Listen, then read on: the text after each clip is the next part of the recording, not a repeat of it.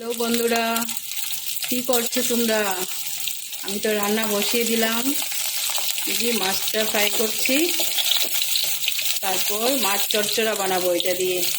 ঠিক আছে, যে এখানেও আছে আরও মাছগুলো সব ভাজা করে নেব আগে, তারপর টমেটো দিয়ে মাছ চচ্চড়া বানাবো। আর এইখানটায় কাঁকরোল বলে না, ভাত করলা আর আলু মশলা টসলা দিয়ে একটা সবজি বানাবো। এই যে বন্ধুরা, আমার রান্না মোটামুটি হয়ে গেছে। মাছ চচ্চড়া বলে এটাকে। এটা কালো জিরা, কাঁচা লঙ্কা, টমেটো দিয়ে রান্না করেছি, বুঝেছো? এই যে রুই মাছগুলো ওইভাবেই করেছি। একটু গরম পড়েছে তো, তাই গরমের মধ্যে এই তরকারিটা আমার ভীষণ ভালো লাগে। হয়েই গেছে, এখন আমি এটা ঢেকে রেখে দেব। ঠিক আছে, অফ করে দিলাম, গ্যাস অফ করে দিলাম, ঢেকে রেখে দিলাম। এখন আমি ওইদিকে দেখি কী অবস্থা। এটা একটা কাঁকরোলের তরকারি, ভাত করলা বলে না, আমি এখানটায় বুঝতে পারছি না কি বলবো কি না। ভাত করলাও বলে কেউ, কাঁকরোলও বলে, তাই দুটাই বলে ফেলি আমি। ঠিক আছে, তোমরা কে কী বলো? ভাত করলা বলো না কাঁকরোল বলো? তোমরা বলবে তো, ভাত করলা বলো না কাঁকরোল বলো?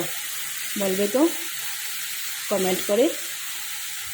সব সময় তো আর ভাজা খেতে ভালো লাগে না, তাই তরকারিটা করলেই ভালো লাগে।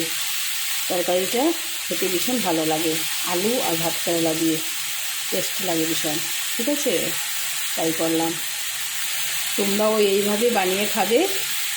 এই যে পেঁয়াজ ডুম করে কেটে দিয়েছি বড় বড় করে। একদম কাঁঠাল তরকারি যেরকম বানায় না, ওই রকমই বানাবে। একদম কাঁঠাল তরকারির মতোই লাগে খেতে, একটু টেস্ট হয়ে খেতে, কী বলবো, আর অপরূপ লাগে। এই যে বন্ধুরা, রান্না কমপ্লিট হয়ে গেছে।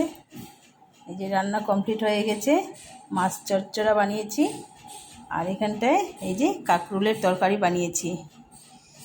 আর বাকি যা রান্না করব পরে দেখা যাবে।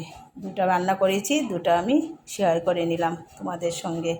ঠিক আছে, আর দই তো আছে, দই ছাড়া এই গরমে তো আর খাওয়া চলে না, লাস্ট শেষ পাতে দই খেতেই হবে, তাই না? ঠিক আছে বন্ধুরা, এখানে রেখে দিলাম। আর এই যে ভাত বেড়ে নিয়েছি, ওদেরকে ভাত দিয়ে দেব। টাইম হয়ে গেছে তো, তাই ওদেরকে ভাত দিয়ে দেব। আর বাচ্চারা তো এত সব খায় না, ও দুটো হলেই হয়ে যায় ওদের, তার জন্য আর বাড়াচ্ছি না, রেখে দিলাম। Bye bye.